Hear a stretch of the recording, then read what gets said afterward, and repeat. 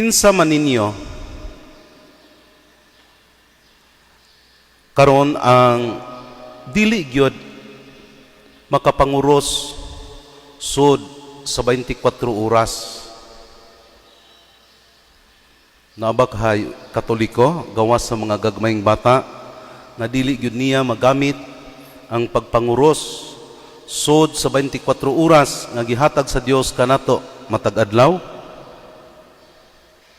Sa dili tig panguros o dili gyud tig gamit og pagpanguros sud sa 24 oras unya Katoliko mo, nganong dili man pud mo manguros?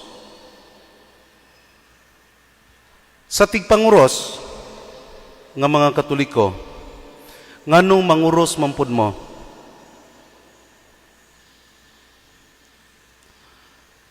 Sunod, kinsa ninyo ang manguros ra og magkilat kanang mukalit og kilat sayod man ta nga naay mga Katolikong mukalit ra pog panguros murag kilat, no? Or kinsa ninyo ang manguros kung mulabay rag simbahan?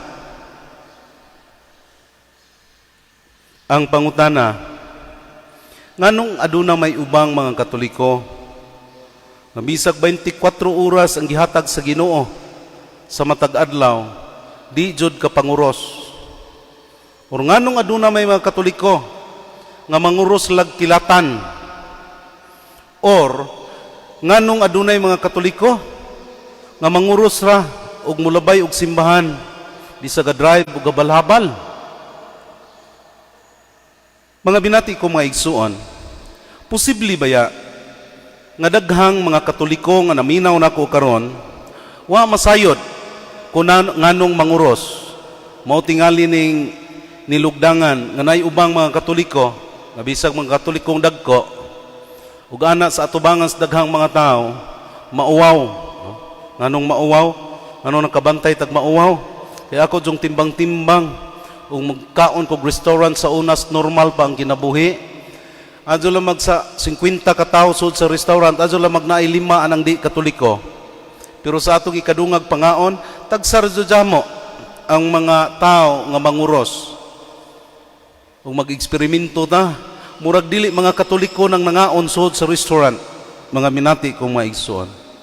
Kini tingali tungod kay wa ta masayod kung nganong manguros ta. Unsaon po nato paggamit anang pagpanguros kung wa ta kahibaw og paraasa na siya. Mao bitaw nang naiuban nga manguros lag kilatan. Wa sila kahibaw nga mas paspas ang kilat kaysa ilang kamot, no? Og giigo sila sa kilat ni pakaisa ilang kamot patay na. Pero naadyoy mga tao nga nasayod ta nga mapugos rag panguros og magkilat. Napoy mga tao nga nasayod ta nga manguros ra o makabantay nga milabay siyag simbahan. The rest of his life wa na'y pagpanguros. Mga binati kong maigsuon, ang timaan sa kuros pagpanguros mao'y tataw nga timaan sa atong pagtuo isip mga Katoliko. Nagatuo ta sa usa ka Dios nga gipadayag diha sa Amahan, sa Anak ug sa Espiritu Santo. Kung atong balikan ang atong pagsaulog sa Pasko sa pagkabanha, sa Pasko sa pag-antos kamatayon o pagkabanhaw sa atong Ginoong Hesukristo, ang atong gisaulog diha, mga binati kong maigsuon, atong gisaulog diha ang unsay gibuhat sa atong Ginoo alang kanatong iyang mga binuhat. Unsay gibuhat sa Ginoo ana? Naganto siya, nagpakamatay, nabanhaw aron maluwas ta. Mao na siya'y kinatibuk-ang kasaulugan, panahon sa Kwaresma, Semana Santa ug sa pagkabanhaw. We celebrate there unsa ang gibuhat sa Ginoo nga atong gituuhan alang kanatong tanan.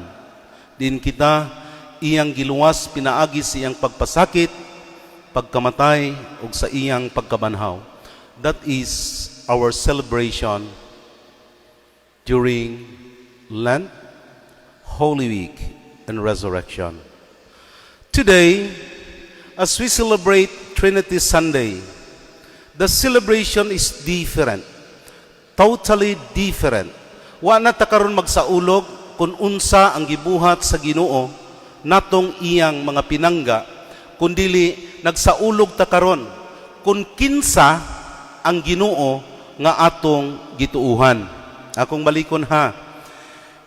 Kung sa panahon sa Kwaresma, Semana Santa ug sa pagkabanhaw, kitang mga magtutuong Katoliko nagsaulog sa gibuhat sa Ginoo alang kanatong tanan, alang sa atong kaluwasan. Ang kasaulugan karon sa solemnidad sa Santissima Trinidad, nagsaulog ta kung kinsa ang Ginoo nga atong gituuhan. Who is this God that we believe? Maunay dugukan sa kasaulugan sa Santissima Trinidad, kinsa ang Ginoo nga atong gituuhan. Kay sa uban kong pagtuo, dili nang nato hinganlan, no? Especially this year, because we celebrate ecumenism, na ay mga pagtuo, nga nagtuo sila Ginoo. Pero, wa sila mutuo, nga ang Ginoo, mianhi usa ka panahon sa kalibutan, miipon siya nato, sa atong kasinatian, sa atong kinabuhi, sa tanan, gawas lang sa pagpakasa. Ang ilang gituuhan, mintulag sila Ginoo, nga tuas ibabaw, no? Pero they never believe nga ang Ginoo mikanaog dinhi sa yuta, miuban nato, miambit sa atong pagkatao, nya kita gipaambit sa iyang pagkadios. Ug labaw sa tanan, wa sila mutuo anang espiritu. Mao nay totally different ang mga Katoliko niining ubang tinuuhan. Nagtuo man na sila Ginoo, pero ang ilang Ginoo nga gituuhan, tuas ladyo, wa munaog, wa magpakatao, wa mo ipo nato. Kita nagtuo ta sa Santissima Trinidad. Kadtong mga critical kaayog hermeneutic sa language, pasig mo ingon mo nga unsa man ang mga Katoliko nga Trinity, no? Usa ka Ginoo unya trion. Tulo. Usa ka Ginoo gipadayag diha sa tulo ka mga personas. The Father, the Son, and the Spirit. Mao bitaw na, no? Kung familiar pa lang unta ta sa atong Biblia, tanawan ninyo, di ba sa Old Testament, wa pa man diha ang anak-anak. Pero when God created the world, wa mo ingon ang Ginoo, ang Dios Amahan nga, himuon nako ang kalibutan, no? Himuon nako ang tao sa akong dagway ug kasamahan. Unsay giingon sa Dios? Let us make God a man in our image and likeness. Plural daan, no? Ingon siya, wa man siya mo ingon nga, buhaton ko ang tao sa akong dagway ug kasamahan. Instead, God the Father said, himuon nato, no? Nato, ngano man, kay Trinitarian, tulo sila ka buok, tulo sila ka mga personas. Kay kung usa pa ka personas ang atong Ginoo, muingon ra unta siya nga akong himuon ang tao sa akong dagway ug sa akong kasamahan.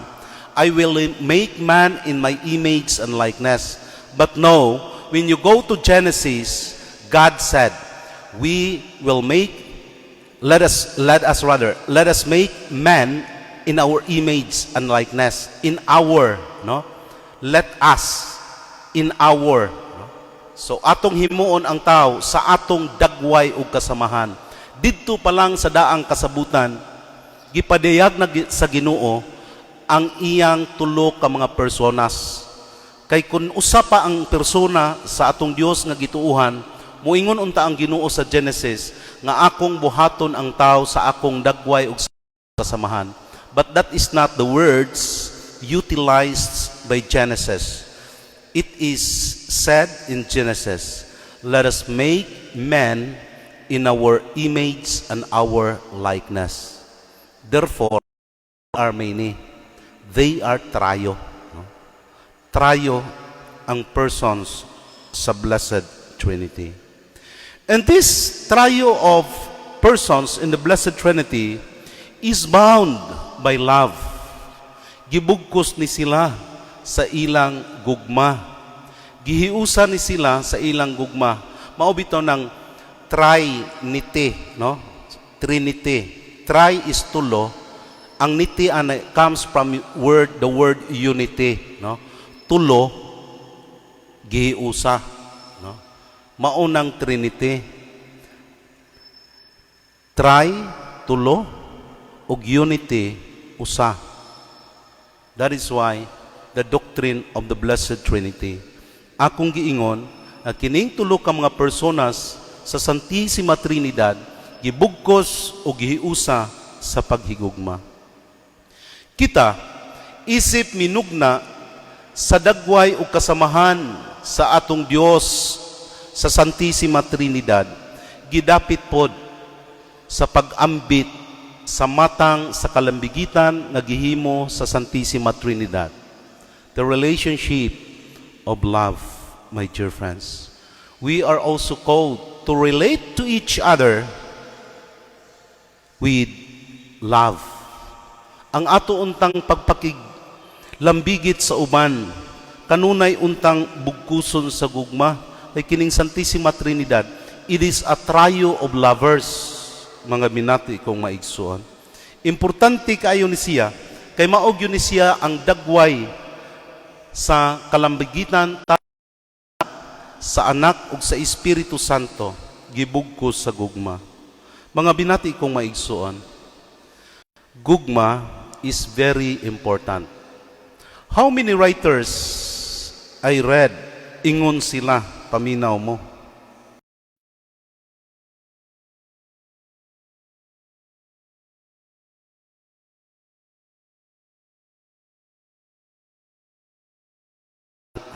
Makamatay na, no? Writers, dili na lang nako may ma-recall ang uban, but I have read many books and articles telling the readers that lack of love can kill. Muhatag kog pipila ka mga example. Unsa ka mahinungdanon ang gugma diha sa atong relasyon. Si Morton Kelsey. Si Morton Kelsey is a known marriage counselor. Sikat kayo ni, kung magbasa-basa mo mga libro mahitungod sa marriage, dili ninyo masipyatan og basa ning maong tao, si Morton Kelsey. Ingon siya, lack of love and human touch can even result to death. No? Kana kunong kakuwang sa gugma nga imong ibutang sa imong relasyon, ug kakuwang sa kainit sa paghikap, mo resulta kuno na siya kamatayon, no? Paminaw mong mga minzo ug mga ginikanan, no? Ingon gyud ni siya, this is an expert of marriage, kining tawhana, no? Ingon siya, lack of love and human touch can even result to death. Una na siya. Si Dr. Rand Spitz, usa sa di siya ka master, no, sa relationship, human relationship. Kini siya, naghimo ni siya experiment, mga binati ko maison. And this is a very famous experiment in psychology. Unsay gi-eksperimentuhan ni Dr. Rand Spitz is this. Dito anang gitawag nato bitaw mga ampunanan sa mga bata, kana bitaw unsay tawag kanang mga bata nga binayaan unya ipa-adapt lang sa usa ka institution. Gisuwayan ni Dr. Rand Spitz ang pag-eksperimento nga ang usa ka kwarto gisudlan nila pipila ka mga bata, mga 20 ka bata ang ilang gisud dito. Unya ang una nilang gibuhat is just to feed the child, no? Paimnon na gatas ang mga bata, ang mga infants sud sa maong lawak. Hinlo kayo ang lawak, ilang sterilize yun ang lawak, no? Just for the sake of the experiment. Nakaibaw mo mga binati ko maigson, ang resulta, taas kaayo ang kamatayon, ang rate sa kamatayon sa mga bata nga igo ra nilang padidihon didto sa maong lawak sa mga bata. Unsay gibuhat ni Dr. Rand Spitz, mga binati kong maigsuon, he decided nga ang second stage sa iyang experiment, mang-hire silag mga nanay, no? Nga ang trabaho sa nanay, mukugo sa bata, mugako sa bata, muatiman sa bata, o mupadidi sa bata. After the experiment, nakaibaw mo mga igsuon, ang resulta, 35% ang death rate ni adtong gipadidi ra nga di jud hikapon ang bata, no? Kanang gipadidi ra gud siya kanang bibiron. 35% ang namatay. Buti pasabot nga og napo tulo kapin, no? Mong napay kapin, tulo ang mamatay. Pero when they started to experiment nga nang hire silag mga babae, unya ang buhat ipakugos ng mga bata, ipagakos, unya padidihon, nakahibaw mo, paspas kaayo ang obserbasyon ni Dr. Rand Spitz. Gikan sa 10%, gikan sa 35% nga namatay sa mga bata nga ilang gi-eksperimentuhan, mga binati ko maigsuon, mius-us dayon og 10%. That is why this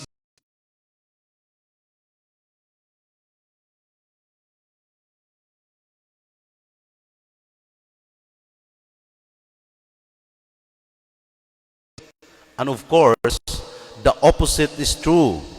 Love gives life and joy. So, kung ang kakuwang sa gugma, makamatay, ang opposite, matud pa ni Dr. Rand Spitz, ang opposite sa kakuwang o gugma, o buhong ka sa gugma, sa imong ginikanan baka o kinsay na higugma nimo, ingon siya sa iyang conclusion, the opposite is true. Love gives life and joy. Mga binati kong maison. Ikaduha na, no? Daghan lagi ko nabasaan pero hatagan lang mong tulo aron mahatagan ng prueba ang atong kanang claim na importante ang paghigugmaay diha sa relasyon. Scott Peck, no? Si Scott Peck is a psycho-spiritual writer. Ang sikat niyang libro is The Road Less Traveled. Ingon siya sa libro nga The Road Less Traveled, and I quote, "For the most part, mental illness is caused by a defect in love that a child needs from his parents." Ingon siya dinhi, kanang mga bata nga muturiring, no? Ang nakaingon ana, ang dipiktuso nga gugma nga gipaambit sa ginikanan ngadto niya. Gugma nga supposed to be iyang gikinahanglan, pero wa ikahatag sa ginikanan, mao nang muturiring kuno ng tao, no? Matud pa sa usa ka psycho-spiritual writer nga si Dr. Scott Peck sa iyang libro nga The Road Less Traveled. Gugma, mga binati kong maigsuon. The Trinity is sharing us an example of a good relationship between the Father, the Son, and the Spirit. They are so in love with each other. Nagkahiusag, nagkahigugmaay gyud sila. That is why these persons of the Blessed Trinity are really ready to sacrifice because the relationship is bound by love. Maupod ni ang atong gikinahanglan una sa tanan sa pamilya. Sa pamilya, it must be bound by love. Maubitaw na nga diha sa atong sakramento sa kasal, ang requirement, of course, badji ug laki, pero diha sa badji ug laki nga gustong magbinjo, siguroon nga nagkahigugmaay, no? Dili nang gugma nga taphaw. Kaya atong ipahinumdum sa tanan, ang gugma manggod is not a feeling, no? Dili na siya pagbati, mga binati kong maigsuon. Kay kung pagbati lang ang gugma, muhupas na, mawa na, ang gugma, usa ka buhat sa kabubuton. It is an act of the will, mga binati kong maiso. Maubitaw na, kung inyong tanawon, kita, nagihigugma pag-ayo sa Santissima Trinidad, bisan pag-unsay atong buhaton sa Ginoo, di man jud mo surrender ang Ginoo nato. Kay kung mo surrender pa ang Ginoo nato, sus kadugay natang nawadsa mo. Kapila na katakasa, no, kining atong buhok, pila ni kabuok, di ni kaigo ug sa matagsa ibtan tag-usa. Pero God remains to love us amidst our frailties. Mga binati kong maigsuon. Wag yun siya mo surrender, maubito ng kanunay natong ihilogway, ang gugma ni Jesus ngadto sa simbahan, ug ang gugma sa bana ngadto sa iyang asawa, supposed to be lahat. Mga binati kong masuon, siyot ang tanan, kitang nahigugma. Ako nang sa relasyon, atog yung punon o gugma. Bisag sa lisod ang atong masinati sa pangrelasyon, magpabilin yun tagihapon nga andam sa pagsakripisyo.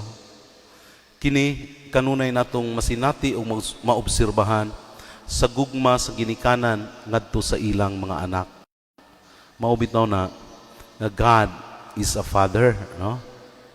Nganuman, kay aning human terms, no, kining tawhanon natong kasinatian, dali ra gud kaayo natong ma-relate ang atong Ginoo, relasyon sa atong Ginoo ug nato, if only we have good human parents.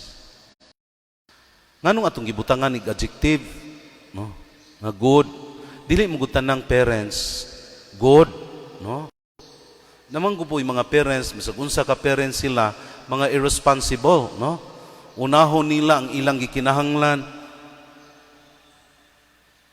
Una, ang kinahanglan silang mga anak. Sadyop man na, no? Maubitaw na. Muingon tag, God as Father, the Father there is not only a noun, no? Dili lang noun ang Father, anang muingon ka, God is the Father. Kundili, the Father there is also a verb, no? Akong balikon ha. Di ba ang Father sa English, noun man jud na, no? Pero, kung muingon ka, God is the Father, it is not only a noun, it is also a verb. Nga naman, verb. Because verb is an action word. Because God is always fathering us. Kanunay siyang nangamahan na to, mga binati kong maigsuon. Wag yun siya mubiya ni anang iyang gibuhat. Story of a medical doctor father and his son. Sa kaadlaw ana, gikan nag-duty ang usa ka amahan nga doktor. Nagsakit ang iyang anak nga laki. Unya kay iyang anak nga laki nga bata, nakaibaw man nga doktor siya, ang iyang papa. Pag-abot sa iyang papa sa bahay, hingdagan ang anak o hingtagbo niya. Doctor, please heal me. Ang papa nga, doktor, tambali in town ko. Ingon ang amahan nga, anak, kanang doktor, maunay akong trabaho. I am your father. Kanang father, mauna ako. No? So akong balikon ha, basta galibog mo. Dahil usa ka anak ba, sa usa ka doktor, medical doctor. Unya, pag-duty sa amahan nga doktor, nagsakit ang iyang anak sa bahay. Pag uli sa iyang papa nga doktor, minagan ang anak, nga iyang gisangpit ang iyang papa nga, Doktor, tambawi ko kay gasakit ko. No? Ang amahan na tinga, anong doktor mo iyang tawag na ako? No? Mautong iyang gikurihian ang iyang anak. Ingon siya nga, anak. No? Kanang pagka-doktor nako, maunay akong trabaho. Kanang akong pagkapapa nimo, mao na ako, no? Mao po ni sa Santissima Trinidad, no? Ang pagluwas sa Dios Amahan, sa Anak ug sa Espiritu Santo nato, mao na ilang trabaho, usa sa ilang gitrabaho gyud nato, no? Mao bitaw nang ingon ko nga ang Lent, Holy Week ug Easter season atong gisaulog unsa ang gibuhat sa Dios sa Santissima nato. Buhat to sa Ginoo. Mao to'y atong gisaulog adto. Pero karon ang atong gisaulog ang iyang pagka-siya, no? Nga siya Ginoo gipadayag sa Amahan, sa Anak ug sa Espiritu Santo, no? Mao na siya, no? Mao nay Ginoo nga atong gituuhan, no? Like the father who is a medical doctor to his son who was sick, kung kita goy mo adtos Ginoo, ug ingnon nato ang Ginoo, hoy Ginoo, Ginoo, luwas ako, no? Moingon gud ang Ginoo, a act of saving you is my work, no? I'm your God. Ako ang imong Ginoo. Ako ang imong Amahan, ang imong Anak ug ang imong Espiritu. Because the Father, the Son, and the Spirit are consubstantial with each other. Consubstantial, basig mo yung sama na po ng gihisgutang dulawta o consubstantial, no? Consubstantial, tinambanon. Buti pasabot o consubstantial, pariho ra. Ang Amahan ug Anak ug Espiritu Santo, pariho rag essence. Maura na sila, Ginoo. Gipadayag lang sa tulo ka mga personas. That is the celebration of the Blessed Trinity. Giving us an example that in every relationship, we need to build that relationship in love. Because lack of love kills, and love is joy and gives life. Manindog palihog. Ipadayag ta karon ang atong gituuhan.